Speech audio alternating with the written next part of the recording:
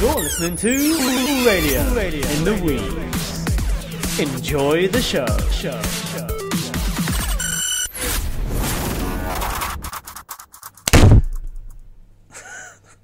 was the shittest tap I've ever done in my hand.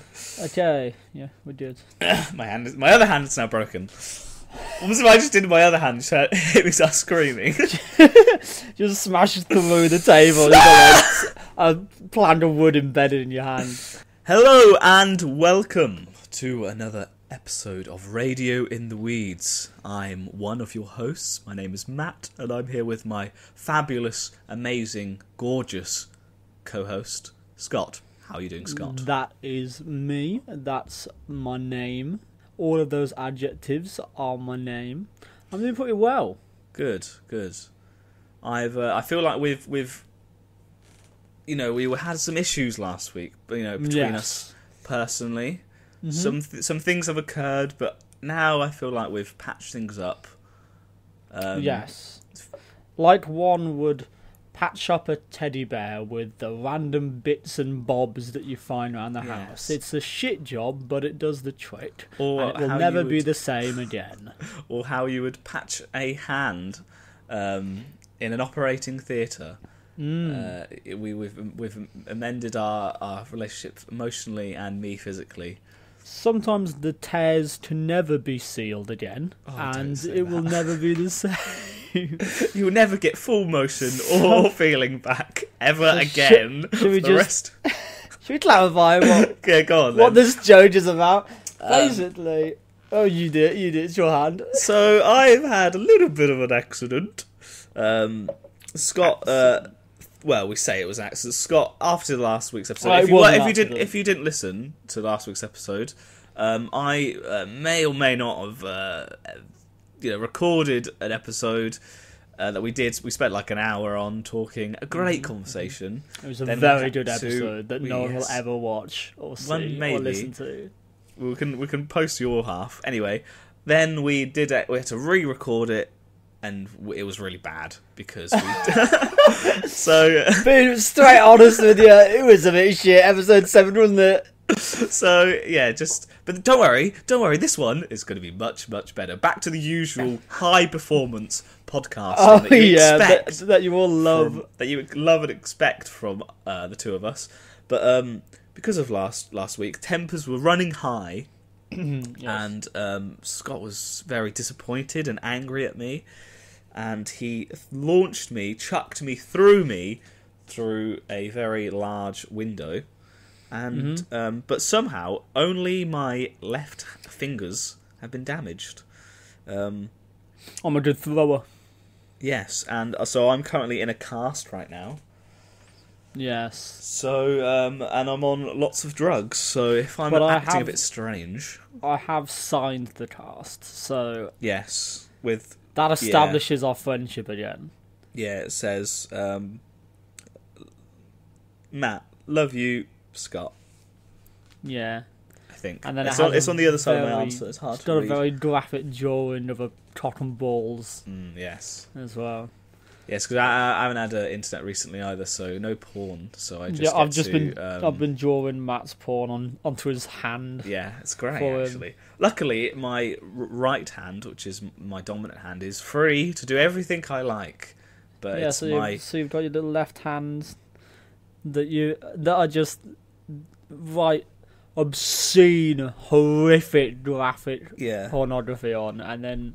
You're good to go. The other thing that happened was, so when this happened and Scott threw me through a window and my fingers were like half hanging off, Scott also just disappeared. He just left. I haven't seen him since. This is actually the first time I've seen him. Yeah, I had some business to take care of. That important over me bleeding out on the floor.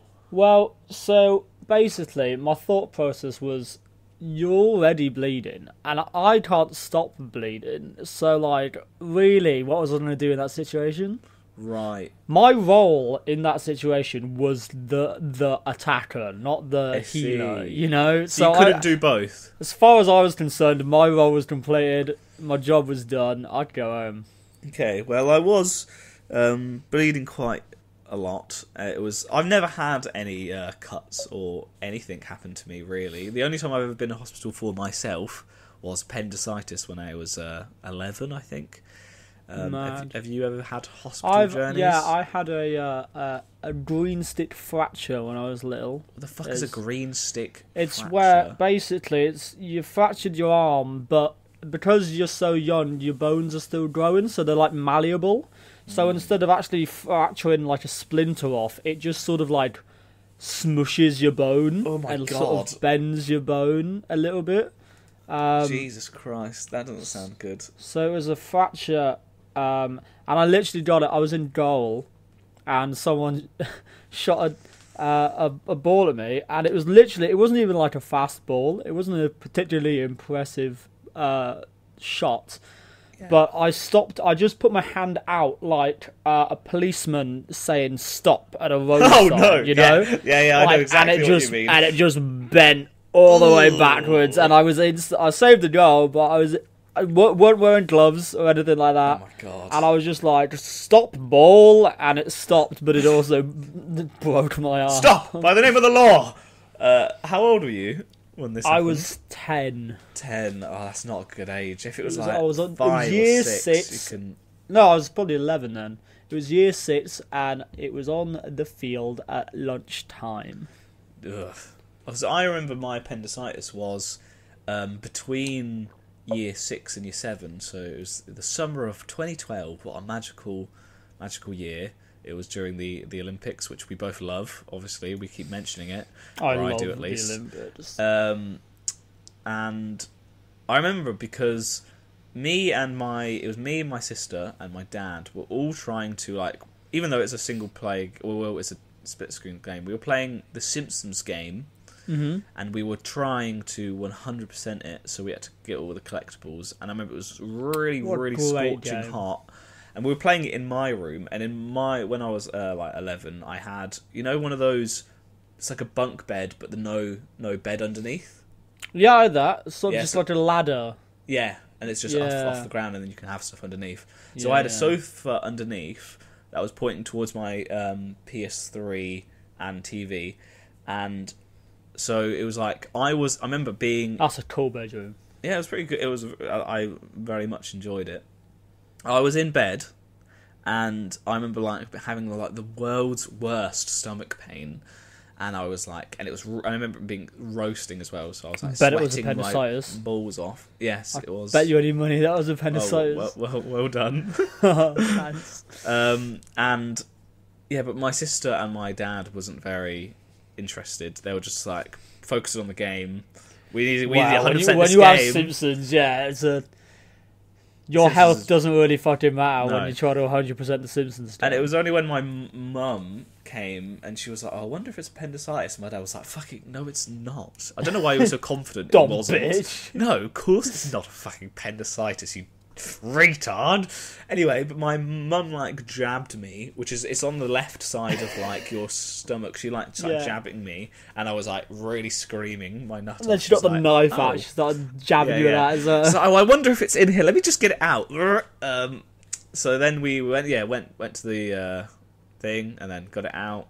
I think I was supposed to be in there for like a week, but I was in there for a day, or like I spent the overnight and then I left the next day. And my dad like pulled me to the side. He was like, okay, do you want to go home? And I was like, yes, I do want to go home and carry on playing the Simpsons game. You're like, you walked in the hospital, ripped it out, plonked on the table, we're like, right, gotta go, I've got shit to do, mate. I've done 100% the Simpsons game. Yeah, exactly. So my dad pulled me aside. He's like, okay, the doctor is going to come in and he's going to watch you walk from one side of the room to the other, and you have to seem like you are in no pain and you can do it easily, okay? And I was like, and at this point, he was talking to me, and I was literally like keeled over because this is what he was like trying to see if I could do it on my own, just me and him. And I was like fucking limping and like crying, whatever. And he was like, right, you need to get your fucking shit together, yeah? If you want to go home, you're gonna have to fucking put on a brave face and do this for the doctor. And obviously, the doctor came in. I was like, okay, and then I fucking marched along the room. And then he was like, looked at me, and he was like, oh, he seems. This is a very quick recovery. I'll sign it and you can go home, discharged. And then I you went home. succeeded. I just imagine you walking and then just like halfway through just face planting, just like I was literally after he left and he was like, "Oh, very good, well done, Matthew. Good to see you guys." And they left the room. Everyone clapped for Matthew. Everyone. Yeah. You got all the nurses in. They all raised you up on a pedestal. And sorry. So this time in the hospital was a lot different and weird because I was like, I'm 22 years of age, if anyone didn't know. Whoa. Very old man. Hot. The sexy age, as they call it. That is the sexiest age.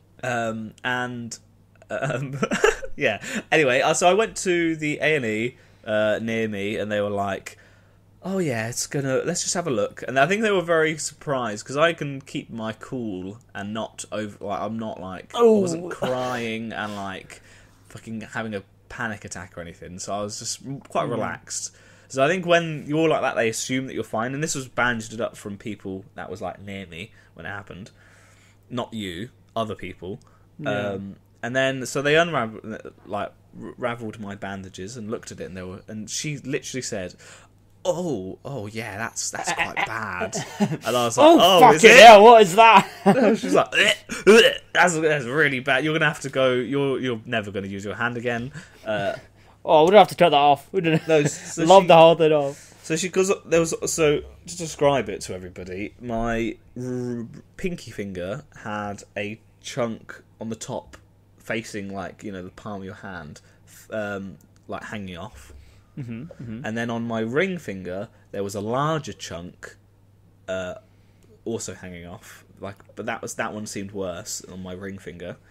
And she was looking at it and said, I think I can see your tendon, so there's a chance that it's cut, which, if you didn't know, your tendon is the things that make your fingers move. They're like little strings that go down to your muscles, and when you contract your muscles it makes your fingers dance. Wow! So if you cut all them, then your fingers are just limp and they can't move. So she was like, "Okay, we're gonna have to. So we're gonna send you to the hand specialist, which is an hour. The hand man. Over an hour away. Man. And so we had to fucking get in the car. This happened at like 8 in the morning. I cut my finger, and we had to go. Then we got to the hospital in Leicester, at like, I think it was like 1:45. Then they had to do an X-ray to see if there was glass in my hand, and then they looked further, and then finally at like 4:00, the actual doctor came in, and he was with three junior doctors who didn't know, and also were all like my age. They were all like, seemed roughly around like 22, 23. They all went, "Oh, what the fuck is that? Your hand's fucked, mate." No, they said that just by looking at me. Like, "Oh my god, that patient's disgusting. Get him out of here." So it was quite weird having, and also I think the actual proper doctor was probably in his late 20s. So it was really weird. Very young. Just like having banter and just chatting with people my own age that were like obviously very intelligent and skilled and knew what they were doing. And I'm an idiot. You. And I put my hand through the window. Put my hand through the window. Sorry. Yeah, and so they kept on.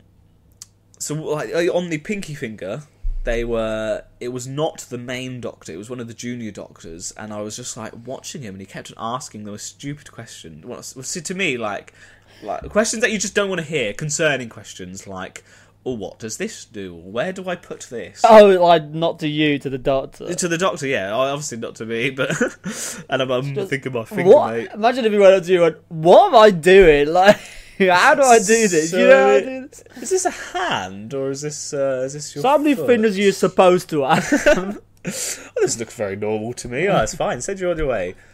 And they kept making reference to the fact that I was bleeding too much.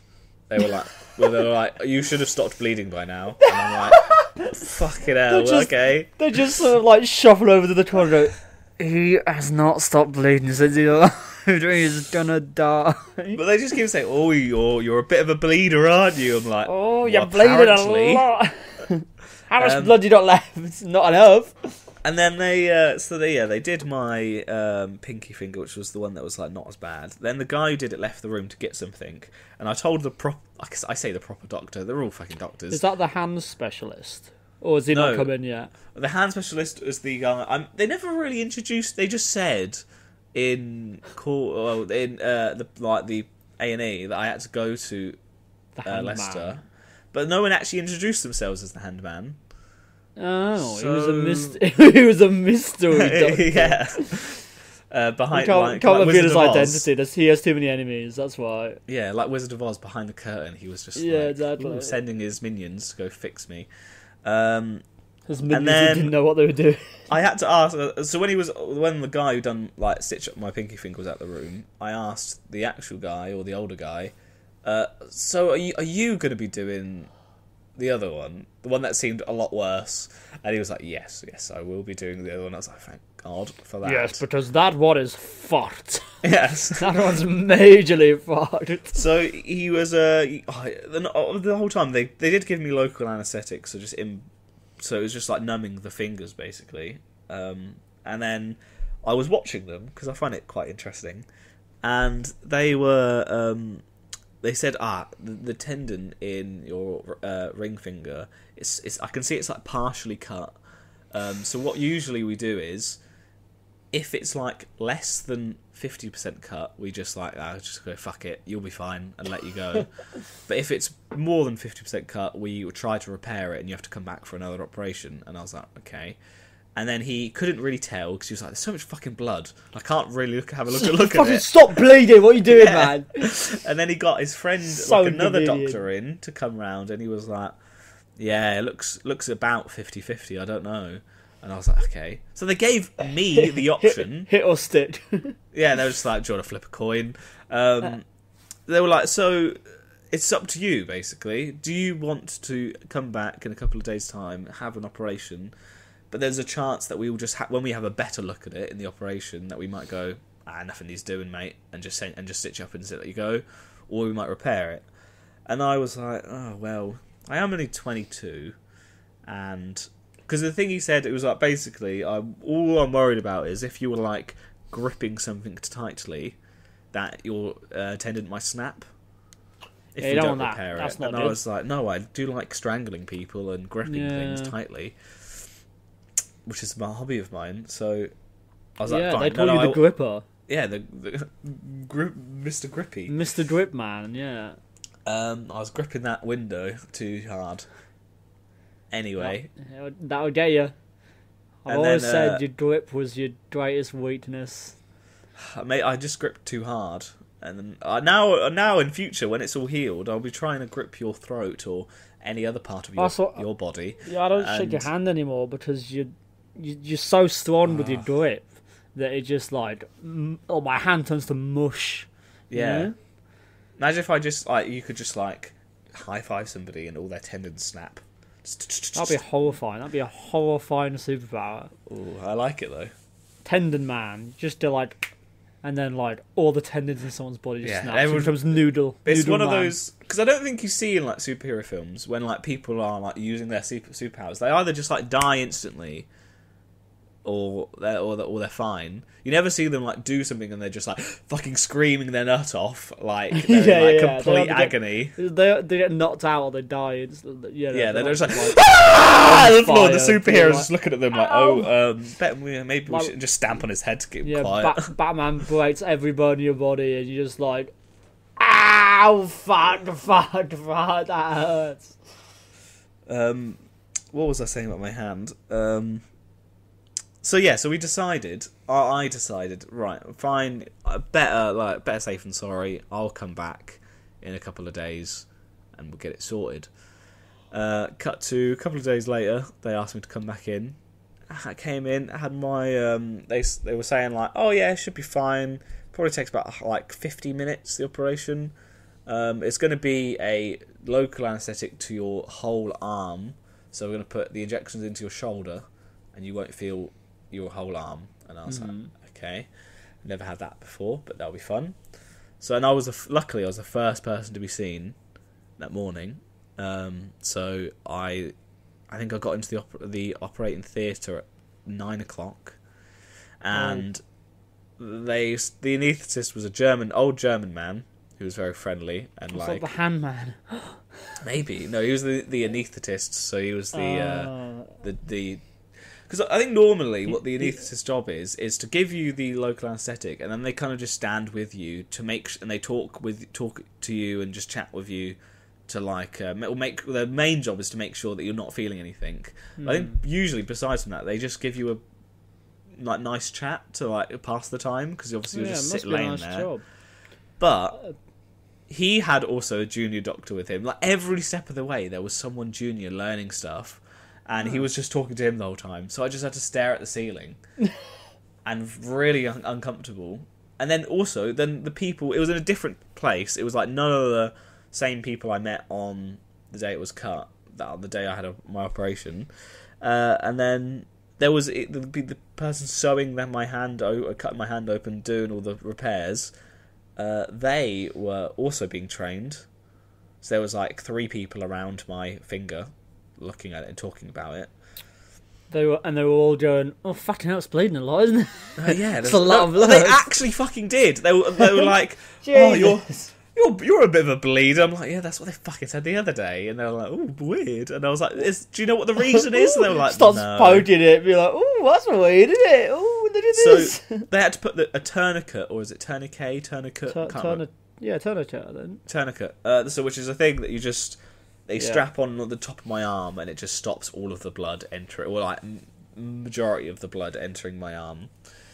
And then I'm jumping around a lot. But when they put the local anaesthetic in, they had some guy stood up, and he was had his hand above my chest, a meter above my chest, and he was like, "See if you can tap tap my hand with your hand, the one that's dead." Then I tried to do it. It was the weirdest sensation I've ever felt in my life, because my shoulder was working, but my arm wasn't working. So I moved it upwards, and then it just flopped into my face, and then he had to catch it from stop my hand cracking into my face. And he was did. That was so funny. Yeah, because he was like, "Oops, let's you punch yourself." Whoopsie daisy. He was like, "Oh, I always forget to catch it," and I'm like, "Fucking, why did you get me to do that?" He was like, "Now make it a fist and really hard, just fling it at your face." And then another thing they did was he put his finger in between my hand and was like, "Try to hurt me," and I was trying to squeeze his hand, and he was like, "Oh, you're hurt me. I want you to do it." Yeah, he was like, "Oh, are you usually a big strong boy?" And I'm like, "Oh, yes, usually." He was doing the whole dummy mommy routine with you. Big strong boy wants to hurt me, does he? Puts a knife in your hand. Go on, do it. I want you to do it. Cat me. And then so eventually it worked. They started cutting my finger open, and they were like, "Ah." I don't know why, but you never want to hear "ah" after they've made the incision into your hand. Interesting. The one syllable you do not want to hear is "ah." They're like, "Oh, very curious, interesting," because they noticed that the cut that the previous doctor a couple of days before had seen that was partially cut. He was like, "We can see that, but about a centimetre or however much higher above it, there's another cut, and that is completely gone." Which the guy couldn't see originally. He was like, "Yes, I see." So I was so thankful that when they asked me, "Oh, do you want to come back and have the operation?" I was like, "Yeah." Imagine if you didn't. Because if I didn't, it would have been weeks of repairing, and then them figuring out, or me figuring out, "Oh, I can't move the top of my finger. Is that supposed to happen?" And then I'd been like, "Oh, I don't know." That's a bit weird, isn't it? Maybe because you bled somewhere. So they had to repair that, and then they also noticed, which the other guy didn't, that one of the nerves, because you have 2 nerves that run up and down either side of your finger. Yeah. And they noticed that was also cut, so I can't feel the tip of my, I'm touching it at the minute, my ring finger, and there's no sensation at the top of it. So they had to repair that, and they said that might take fucking ages, the sensation to come back, and I was like, "Oh, okay, that's fun." So it went from should have took about 50 minutes, and it took 2 hours. Wow. And it was so uncomfortable. And then I couldn't. There was no point I could feel them doing anything to my hand, but there was a point where I could really start to feel the tourniquet on my shoulder, or just underneath, on my little upper arm. That was really like, it started to feel uncomfortable, and I was like, oh, this is not great. Hopefully they're done soon. And it got worse and worse and worse to the point where I was like on the verge of tears because of how uncomfortable and painful it was. And I was like, are you almost done? This is really hurting me. And they were like, and they're like, no, almost done. And I was like, is there any way of you loosening this? And the doctor was like, well, I don't really want to be covered in blood, so no, I'm going to leave it on there. The doctor went, oh, no, you're bleeding too much, is it? Yeah, they were like, I don't want to be drenched in blood, so we're going to leave it on there. And they were like, just wait 10 minutes. And I was like, okay. And I was just like fucking breathing and dying, like, okay, just please finish. And I'm being an absolute pussy about it. Yeah, it didn't help that the doctor was grabbing your hand down. Hurt me, I want you to hurt me. Yeah. And then fucking slap me. Then they finished up. They just left. They got me out of the theatre, and I was sitting outside. And then it was the most amount of pain I had, because I don't understand this. So the local anaesthetic was working the entire time. I couldn't feel a thing. Mm-hmm. And like as soon as I left the theatre, and I was just sitting outside waiting to be like delivered back to the ward, it was like extremely painful. My fingers. It was like I had burnt them. Oh right. It's like I just put my hand on like a pan, and I was like, So I was so confused about that, and then I was just asking for like any painkillers they gave me. They gave me morphine, which I don't know if you know what morphine is. It's the fun one. It's the fun one. It's like not as, because they just gave me like a little syringe full, just like put this in your mouth, squeeze, and I just drank some morphine. But like, I know there's some people that are in like massive car accidents that have it on a drip, and they can press a button and it gives them a bit more, and people just spam the button and it gives them a fuck ton of morphine. And they're basically like on cloud nine in some, like literally some fairy tale, like ooh, that on proper high. I didn't get to experience that, but it did feel good. And that was about it, really. Then I was just in the wait. Oh, that wasn't. Sorry, another thing that I forgot about. When they put me back to the ward, right? Yeah. And they were like, okay, so what I want you to do, I want you to eat, I want you to have a piss, and then you'll be fine, and when we can send you home. And they were like, and then we obviously need to like take some measurements off you as well to see if you're okay, and then we'll send you home. So I had some food. I had a cheese sandwich. Lovely. Which was pretty good. It was literally just some like brown bread with nothing on it, with just slices of cheese inside. So it was nice, because I'm a bit of a picky eater anyway. But it was like, cheese. So I had that, and then they were doing my oxygen levels. They were trying to test, right? Right. And so I had that thing on your finger, and I was like, okay. And they kept on like looking at it, going, right, and then walking off, and I was like, "Oh, do you want to let me know what's going on, please?" And they did it like another fucking 5 or 6 times. I like to imagine like there was absolutely nothing wrong, and the doctors were just like, "Wouldn't it be funny if you just went, oh dear, that's not right at all," and they just left. So I was so uncomfortable, just wanting to go home at this point. I've been there all day, and then I was like, okay, and then eventually, after like the 5th or 6th time them trying, they turned the screen to me. They're like, okay. So this morning, I don't know what the measurement is actually out of, or what it's specifically measuring, but I know it's the oxygen levels. And they said, so this morning when we tested you, it was 99. Now it's like 93, and we need it to be above 95 or above. I'm like, well, it's pretty close, isn't it? 93, like 93. And they were like, okay, can you do some like breathing exercises? Just breathe more, please. Yeah. And then it went up to 94, and I was looking at them like, okay, surely that's enough. And they were like, no. Then they put me on oxygen, which I felt like a proper wanker, because I just had fucking little cuts on my hand, and they were like, yes, let's put him on oxygen. You know, where they put it up your nose and they turn the oxygen on.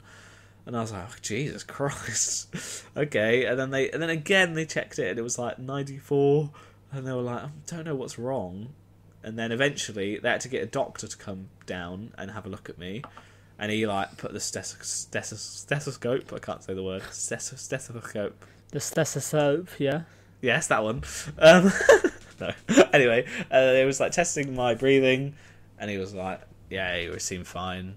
And then you're breathing. So it was like 3 hours of just like waiting for them to test me. Like it wasn't working, giving me the oxygen. Oh, we're just gonna have to call the doctor. 45 minutes later, the doctor came. Doctor had a look at me, walked off, and spoke to the nurses. The nurse was like, "Okay, now we're gonna have to get your drugs ready for you, your painkillers to take home." Got all that. It's such a fucking faff. And finally, I've been home, and I've just been repairing, mending. That's my doctor story. I want to know who the handman was. Yeah, I think it's weird that they were like, "Oh, you need to go and visit the handman," and then no one was like, "Yes, I am the handman." They were all just like, "Hi." Well, because there's several hospitals that are like much closer to me that it would have been like 20-minute drive, not like an hour and a bit. So I was quite excited to see this handman. But no. Yeah, it sounds like he's almost a mystical being. Yeah, the handman. I'm assuming, was there one main doctor that was operating on your hand? Yeah, there was like an older lady who maybe it was like, a hand woman. Maybe the hand bitch. No, I'm joking. The handsy bitch. No, she was actually really nice. She was very like classic doctor, just like very straight to the point. Classic doctor. Very like, yeah, this is what we need to do. This is what's going to happen. And then I'm going to like. I didn't get a chance to say thank you because obviously, I like to say thank you for I know they're getting paid, but it didn't cost me anything. But literally, as soon as they were like taking everything off me in the theatre, I just like looked over and they weren't there. It's like they did it and just ran away. They got fucking busy. Doctors. They got busy lives. So I have to go up again and see like a nurse therapist woman. A therapist. Like as in like therapy, as in like not a psychological. No. Like post-op therapy. How like fucked did this Windows smashing have on your brain? Like I can't look. I've got post-traumatic stress disorder. I can't look at any windows anymore. I can't look at a window without tearing up. I see a window and I'm like, no, the windows, they're back. Stay away. So no, I have to go there, and she's going to give me some exercises. Hopefully, she said she's going to take the cast off because it's starting to feel fucking uncomfortable now. I've never had a cast on me before. It's pissing me off. So she's going to take it off and like clean it and like redress my wounds. But they didn't mention if they're going to put another cast on, and I really hope they aren't. Worst thing about a cast is trying to clean yourself. More thing. You just yeah. It is bad. Go on, what were you going to say? You don't just hold it outside the shower the whole fucking time. Like, well, I've been put it in a bag. Yeah, put it in a bag. And sellotaping up. So I've had because obviously usually you have like shower every day. I've been having a shower like every other day. Just because I'm not. All I'm doing is just sitting at home. It's more annoying. At home. You're just shitting in your bed at home. We're talking about shitting. This is a bit vulgar, but they said, because of the type of painkillers I'm on, you might be constipated. So here's some laxatives, and I was like, I've never had laxatives. I don't really like. Laxatives are daunting and scary to me. That's a scary word, isn't it? Yeah. Because you expect laxatives are just like they just sort of break it up, and it's not anything bad. But you think of laxatives, and you think, within 5 minutes of eating this, I'm going to be shitting diarrhea. No, or even like seconds. Like I take it, and it's like, you're not on a toilet. Fuck you, you're shitting now. instantly like a water slide. Yeah, it's like the pill goes down into your, or whatever it is, the liquid goes down to your throat and just down to your fucking arse, and starts coming out like instantly. Yeah. But yeah, I spend the next hour on the toilet. I haven't. I haven't taken a shit since, but I've neglected to take any laxatives. So I think either tomorrow, you're scared at them. I'm gonna have to take the bullet and take some laxatives. Oh, you'll be on the toilet all day. But like, it's not like She explained it like, it's like a tea bag, and you put it in. But like, what? So you put it in water, and then you drink the water, and that's the laxative. Right, but normally you don't drink tea bag. No. So it's not like it's like a pill that you just put in water. No, it's like a bag. Right. So it's like a tea bag. So you take the bag out. I don't know. She was. Clearly, don't eat the bat. This when she was telling me this was when I was like just as I was leaving, and I was really fucking drowsy, and I had more morphine, and I was just wanted to go home. So I was just like, yeah, just give it to me, I want to go. Just give me the fuck. There's no way you eat the bat. No, you don't eat the bag. I didn't even mean that. It's like a tea bag, like you put into water. And then take it out again. Right. Yeah, and then you drink the water. I think it would be funny if you tried to eat the bat. And I go back to the hospital, like, what happened? I ate the laxative bag. Go back to the hospital, like, oh, something's really wrong. Been shitting bags for weeks. And I'm like, so what happened? I was like, so I did what you told me. I wasn't shitting, so I was like, okay, I need to take some laxatives now. Dodged the bag. And I took the bag and I ate the bag. They're like, what? Sorry, you did what? I was like, well, I ate the laxative. Swallowed 3 at once.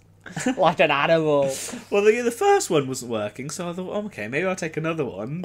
And now I've had 16 bags of laxatives. Shoving raw bags into your mouth. You're like, oh, it's hard to chew, isn't it? Fucking hell. Yeah. Do you know also I wanted to... Because I was bored a lot, and I wanted to hear your opinion on this. Mm-hmm. I might have to Google it to make sure I'm not spouting shit, because I was quite druggy when I was doing this. I was just like researching random stuff about the NHS, and one of the things I found is apparently the NHS is the 3rd largest employer on the planet. Wow. Yet they still don't have good waiting times. Yeah, well, that's mad. It was crazy because the like when you're walking about, it is like 50-50, which I guess makes sense of like staff to patients. Yeah. But I'm gonna try to find this thing now. Okay, well this says the 5th. I was like, what did I find? I need to find the actual like article now. This says the 5th biggest in the world, but I thought this might be more. No, this is 2012. That's still pretty impressive, being the 5th. Yeah, because I wanted to ask you if I can find this. I can ask you what you think the other ones are. Okay. Oh, a little game. Little game show. I don't even know organisations. Is the World Health... I found the article 2 seconds into it. Is the WHO an organisation? What, the World Health Organization? Yeah, so they employ people. I'm going to guess one of that. I'm going to guess that. That is one that's really? More employee than NHS. Yeah. Let me find it now, because this is scroll. It's like a really cool, interesting article that talks about like how many staff they have and how much money they spend. And okay, the NHS is the world's 5th. Yeah, it's the 5th largest employer. Okay. What do you think the first is? Oh, I've got to. Can't I just name organisations? I don't know. Okay, okay. So I've got the top 5. How many guesses? Okay, I got 5 guesses. Okay, I've got the top 4 because the NHS is the 5th. Okay. You have 5 guesses. I've got 5 guesses. 4 of them. The WHO. No. Fuck. 2 of them are more like country owned, like government owned, and then 2 of them are like companies. Amazon. No. That is like not far off one of them though. Oh, what's bigger than Amazon? So in the NHS, there's McDonald's is number 4. Oh, it's like playing. What's the fucking? What's the game like? Family Feud. No? Family Feud. It's like playing Family Feud. So McDonald's has 1.9 million employees. Mad. The NHS has 1.5 million employees, which is crazy. Like every single McDonald's in the entire planet, and then the NHS is like not far behind.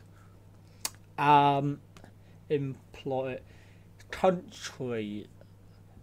Oh, it's gonna be some Chinese, isn't it? Because one of them is Chinese. Yeah. Oh, but it's. Is it a Chinese company? No, it's like a part of their government, which I think is a really easy. Oh God! Like the hint. Like the military. No. Like the... Go on. I don't know, like... You just say, obviously, I don't know the specific like name. I don't know, like the military of China, or like It the security of China? It is the Chinese People's Liberation Army with 2.3 million. Oh! And that is number 2. Bingo! So you've got number 1 and number 3. Oh, mate, I'm doing great. So you need to guess number 1 and number 3. Oh, okay. So you've guessed one's a company 2 and 4. and one's a country themed. Yes. What companies are bigger than Amazon and McDonald's?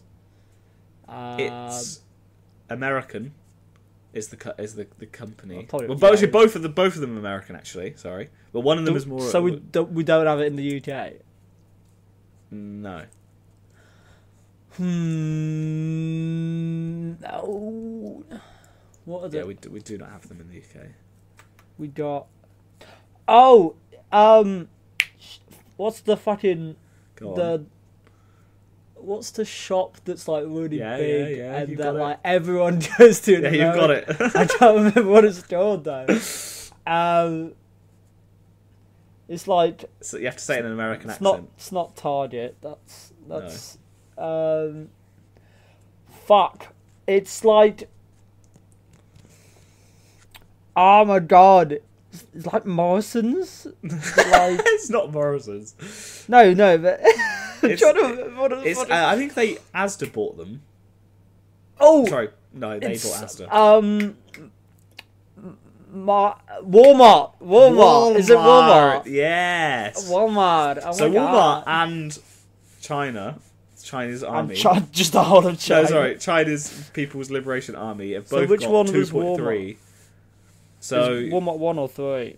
Is 3. So you're missing the most with the most. The Chinese People's Liberation Army has got 2.3 million. Walmart has 2.3 million. McDonald's has got 1.9 million. The NHS has got 1.5 million, and then the number 1 spot is got 3.2 million. Fucking hell! And it's a Chinese organisation. No, it's American. Oh, it's American. It's pretty obvious. Is it just the American military? Yes, it is. It is. Yeah! The US Department of Defense. Interesting. Very That's interesting. mad. And then I did pretty well there. I think you did as well. I think it's crazy. Just think the NHS is the 5th biggest employer on the planet, and it's just just for the UK, obviously. Yeah, very very interesting. It is kind of sad that the 2 biggest employers are 2 military organisations. Yeah, that's a bit sad, isn't it? And then the 5th is like trying to save people's lives. Yeah. And then McDonald's is like obviously making people fat and obese as well. Yeah, but we love McDonald's. It's tasty. It is fucking tasty. Who do you think is the largest amount of foreign nationals that work in which country that work in the NHS? The largest amount. So rather than British, people that are British nationals. Okay, what countries work in the NHS? The second most. Yeah. Oh, it's going to be an Asian country, isn't it? It's got to be Asia. Yeah. India. It is India. Yeah, well I thought they love their doctors. India love their doctors. The medical they just love STEM in general, don't they? Love a good bit of STEM. So it's India, Philippines, Ireland, Poland, Spain, Portugal, Italy, Nigeria, Zimbabwe. Interesting. We should do an episode that's just Family Feud. Just about the NHS. Yeah, it's literally about the NHS. Yeah. Oh, my hand is feeling so weird at the minute.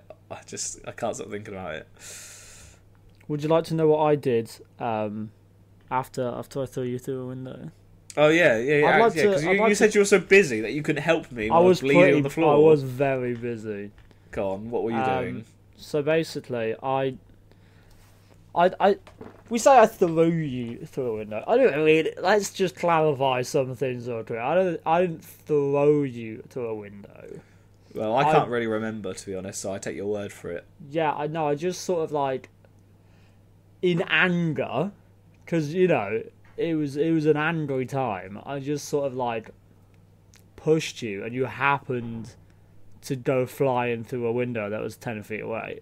Okay. So it wasn't really. I didn't really intend for you to do that. But once that happened, I was like, "Oh shit, my work is done." Went back home, had a nice cup of tea and a biscuit. Yeah. Was very busy, and I got a call from the one and only Mr. Hand. Mr. Hand. Yeah, and he said like, "Oh, by the way, just so you know, Matt's in hospital." And I was like, "Oh, thanks for telling me, Mr. Hand." And he was like, "Do you want to come see him?" And I went, "No." And then I hung up. Oh. And then I went back to my tea and biscuits. And then he called me again. Yeah. And he was like, "Well, you still want to see Matt? Do you want to come hang out?" Do you want to come see Matt? And I was like, "I'll hang out with you, Mr. Hand. That sounds like fun." Okay. But wasn't he... Oh, so that's why I didn't see him at the hospital? Yeah, no, he was busy. So I went all the way to, like, fucking an hour and a half away to see this guy, just so he could fix my hand, and he was hanging out with you? Well, he's just a busy man, isn't he? Well, busy hanging out with you? Technically, yes. So what were you doing that was so important that you couldn't come look at my hand? Playing paintball. You were playing paintball? Playing a bit of paintball, yeah. It was very fun. It was a very fun game of paintball. Yeah, well, I thought that's what we were gonna do, but then obviously, yeah. I can't hold a paintball gun. Well, I was like, well, you can't do it now, so I had to replace you. And your first choice was. So he rang you up, right? He told me. I didn't choose him. No. Right? So he rang you up and said, "Oh, do you want to come see Matt? He's like really in a bad shape." And you were like, "No, I'm gonna go paintball actually." And he said, "Oh, can I come?" Is that what happened? No. Actually, so I just said straight up no, and I hung up on him. But then he called me back, and he was like, "I want to hang out with you," because he was like, "I think you sound like from the very short conversation I had with you, he was like, you sound like a really cool guy." From the fact that he heard, like, all he knew about you was that you chucked me through a window, and the fact that you just said, "No, I don't want to see him." He thought, this guy's my guy. Well, he doesn't know that I chucked you through a window, and technically I didn't chuck you through a window. Technically, it was your fault. You fell through the window. Oh.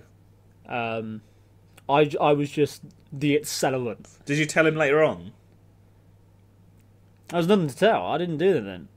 Oh, so he still thinks... I was merely the momentum. I just created the momentum. It was you that fell through the window, energy. Right. Yeah.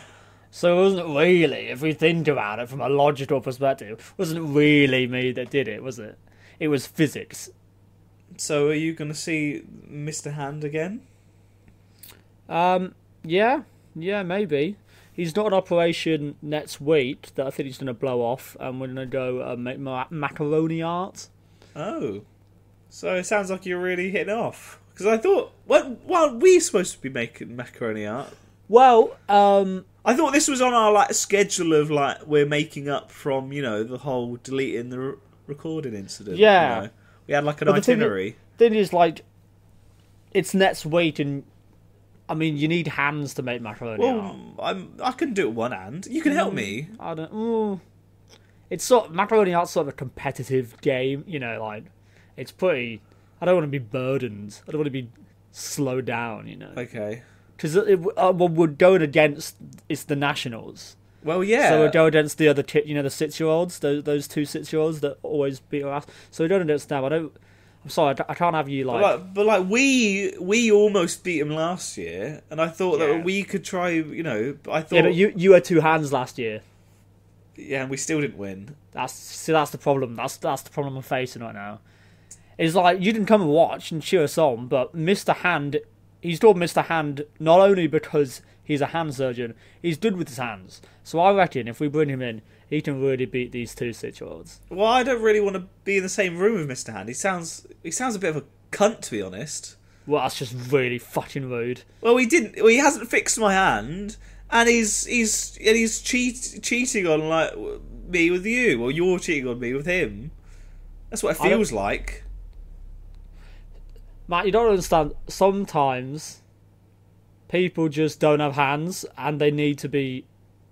I just need hands right now, you know. I just need a certain amount of hands. So what was if you win this thing, and then next year it comes along, and my hand's fine, and I'm like, okay, come on, Scott, we're ready for our annual macaroni contest, and what, you're going to pick him over me? I can do 2 macaroni contests.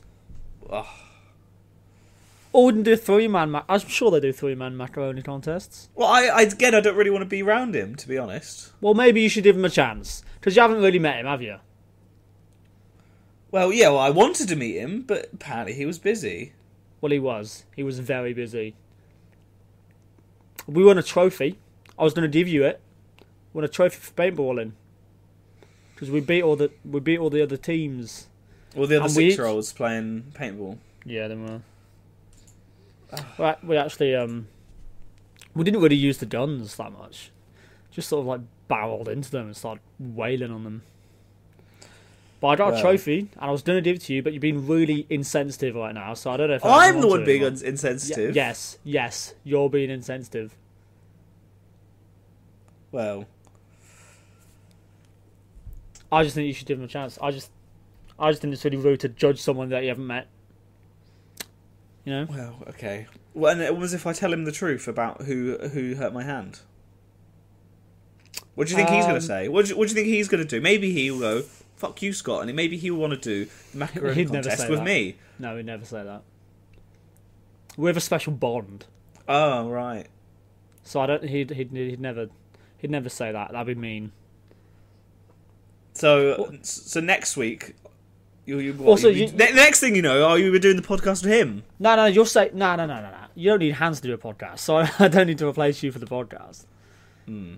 When you get your hands back, I'm more than happy to do hand-related activities. It's just for the time being, I need Mr. Hands. You know, he's the one on call, sort of. He's my backup. You're the main man. But you met him the other day, and he's now your second. He's now your choice besides me. Is there no one else? No one else. Maybe we both know that. No, it has to be him. But he's just got really good hands. Like, he's really good with his hands. But what was if my hands never fully heal, and they're all constantly... They're, like, not 100%? Nah, your hands would be fine.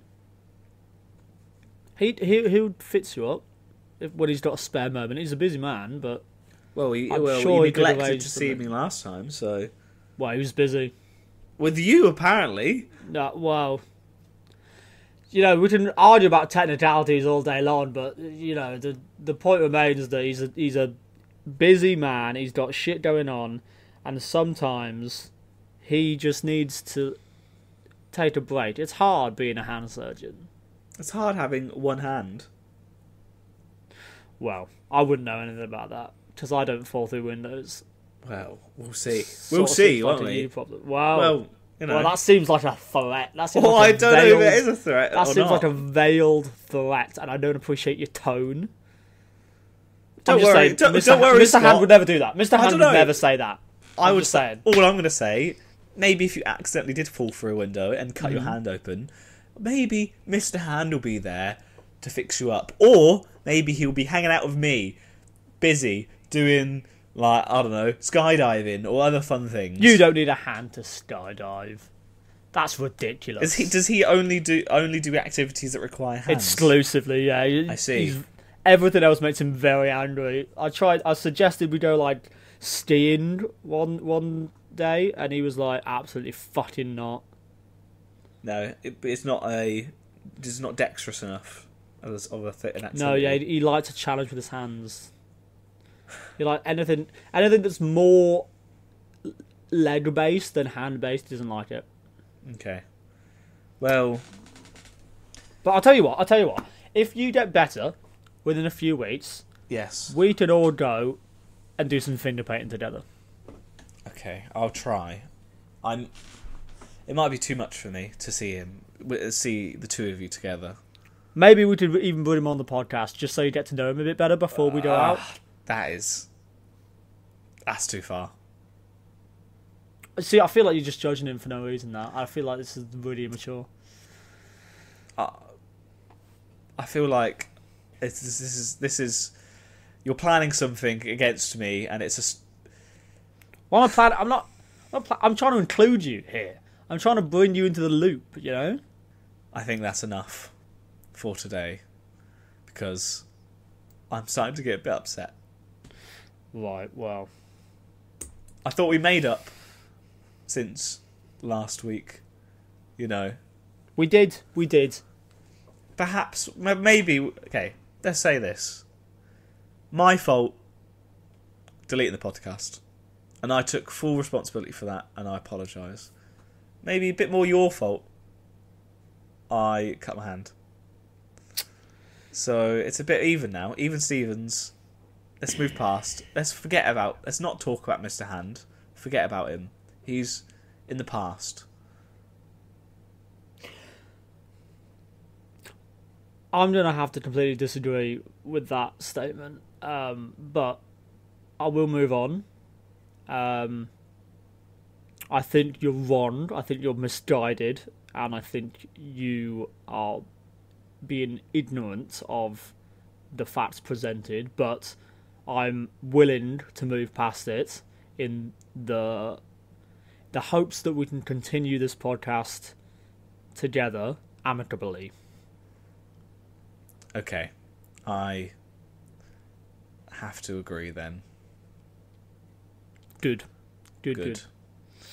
Anyway, thank you for listening, everybody, and hearing me talk about my hand, and hearing Scott's portrayal. Anyway, thank you everybody for listening. What did you say? What did you fucking say? No, it's the end of the podcast. There's no more. We're running out of tape. We'll carry on next week, and maybe you could let us know. Fucking set of balls on you, you do. Sorry, they're not gone yet. They're not. They're still attached to me. My balls. So if you're listening and you have an opinion on who may be right or who may be wrong, Scott, so let us know. Thanks for listening, everybody, and we'll see you next time. Yeah, I'm in love with Mr. Hand, so there, said it. What? Thanks for listening to Radio in the Weeds. Make sure to tune in next week for jokes, gags, and general tomfoolery. Bye-bye!